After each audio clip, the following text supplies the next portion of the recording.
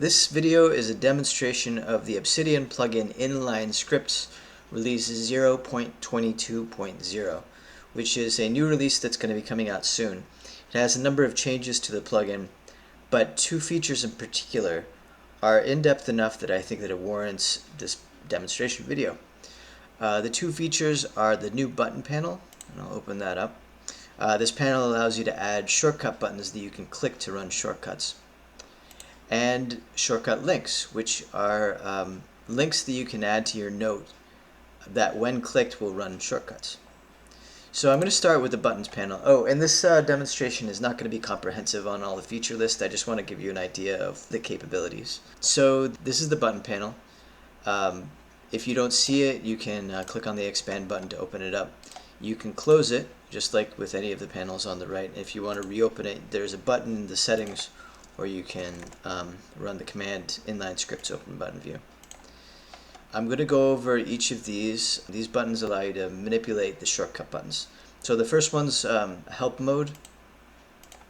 The second one allows you to add a button. The third one allows you to modify a button. It goes into a modify mode. The fourth one is a reorder button. It allows you to reorder the buttons. And the last one is a remove button. It allows you to remove the shortcut buttons. So I will create a button first. Greet, hi, say hello to the user. Basically, there is a display for what shows on the button, there is a shortcut for what is run when you click it, and then there's some help text that I'll go into later. And then the parameter details I'll go into later. Okay, now that we have this button, every time you click it, it will run the shortcut that's assigned to it. And it will append the output to whatever note is currently selected. I'm going to add a couple other buttons just to give some demonstration. Date, time, etc. and roll D100. The add button allows you to add these buttons as we've been doing. The modify button goes to a modify mode where you can change the buttons, so we can change this from roll to roll D100. Okay, now it updates it. The reorder allows you to change the order of these buttons, and the close button allows you to remove. It puts it into a removal mode wherein you can remove the buttons, and it will stay in that mode until you click it again to toggle it off. That's pretty much all there is to these lower buttons. Now I'll go into the group. So you can create a new group, you can rename the group, you can import and export, and you can remove a group. So let's try creating a couple groups. You'll notice that it gives it an automatic name, pretty generic, of group 1, group 2, group 3, etc. You can remove these groups, and every time it'll ask you to confirm and then remove it. And if you remove all the groups, it automatically adds a new group 1 for you. The next feature is rename group. You can change the name to whatever you want, basic. The next one is import and export. Actually, I'll show how that works in just a moment. So you have these, what I would call custom groups that you can create, and you can add buttons and you can modify them. You also have these S-file groups down below. These are shortcut groups, and you have one for every shortcut file that's registered with the Inline Scripts plugin. And each shortcut file is automatically created to include all the shortcuts that are inside of the shortcut file. And when you click on it, it's already set up to run. Now you'll notice that shortcut file groups are automatically generated and they can't be edited. You can't change the name, you can't remove it, you can't modify any of the buttons. You can still use the question mark button, and this is where it kind of becomes useful. You might have a shortcut file that you don't really know exactly how it works. You can go into the help mode and click on each of the buttons and see the help text that's displayed for each shortcut. Okay. If you do want to modify these, then this is where the import and export can come in handy. So you can click on that, and it brings up a pop-up, and the pop-up includes a string of text that represents all of the buttons in the group and all the data for all the buttons. If you copy that, you're basically exporting into the clipboard. When you go into a custom group, you can actually import that. So you exported it before, now you can import it into this new group, and now you have all these buttons, but now you can modify them because now they're not in a locked group, they're in one of your custom groups. The last feature that I'd like to go over say group 1, and you create a new button, D, and what we're going to do is put question mark, question mark, question mark, triple question marks on either side of the D.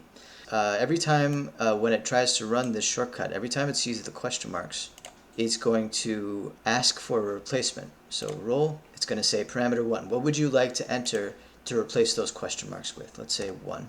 No, let's say 3. Okay? And then let's say 6 for parameter 2. That's the second set of triple question marks.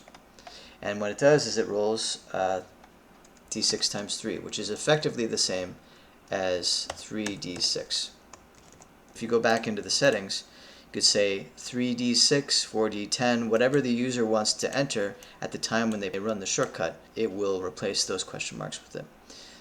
The last final feature is that you can actually add parameters, and we can add as many as we want. It will only pay attention to the ones that have values entered. And when it encounters these triple question marks, it's going to ask the user for what to replace them with. Well, it's going to use the data entered into detail 1 for the first question mark and detail 2 for the second question mark. So you can provide default values, you can provide a caption, enter the dice count. And let's just provide one for the first one, just for the sake of demonstration. You usually wouldn't do that. You'll see that the 3 that I added as the default is now there. If you don't do anything but press enter or press the OK button, it will use 3. And then the caption, of course, shows up at the top. The second one we did not enter parameter information for, so it's still using the parameter number 2, the generic caption, and then there's nothing for the defaults. So we say 6. So if you go back into the settings, we can add the second one. Let's say 100, enter the dice. Okay, so now when you run it, 3, 100, enter the dice size. So that's pretty much all there is to the button panel. The other feature that I'd like to demonstrate is shortcut links. And the way that you create shortcut links is I'm going to create some content. Okay, let's say we add a link between these two lines. So what you do is you say backtick iScript D100. And when you run this, when you go into reading mode, you get a link, and when you click on that link, it will run the shortcut D100, and it will take the output and display it as the display of the link. So every time you click it, you'll get the result of the link shown there. There are a couple of variations on this, so iScript once is one variation. In this case, when you click on it, it will not keep the link, so you can only click on it once and then it's fixed. The other one is iScript append, and with that, it will still run the link when you click on it, but the output, instead of replacing the link text, it will be appended to the end of the note. Okay. The other thing is, just like with the shortcut buttons, you can put in question marks here. Oh, and also you can give it a special custom name, roll. So that needs to be 3 question marks. Yes. Okay. When you run this, first of all, now it shows roll as the link display. When you click on it, it will ask for the parameter 1 and parameter 2, just like it did with the button panel. And just like with the button panel, you can add custom captions. You can't add custom default values, but you can add custom captions. Enter the dice count, and then enter the dice size. Now they're there. Now when you click on roll, enter the dice count is entered is the caption, and enter dice size is the caption. And that shows up every time you click on that link. So those are the 2 major features of release 0.22.0 of the Inline Scripts plugin, the button panel and the shortcut links. I hope you find them useful, and thanks for watching.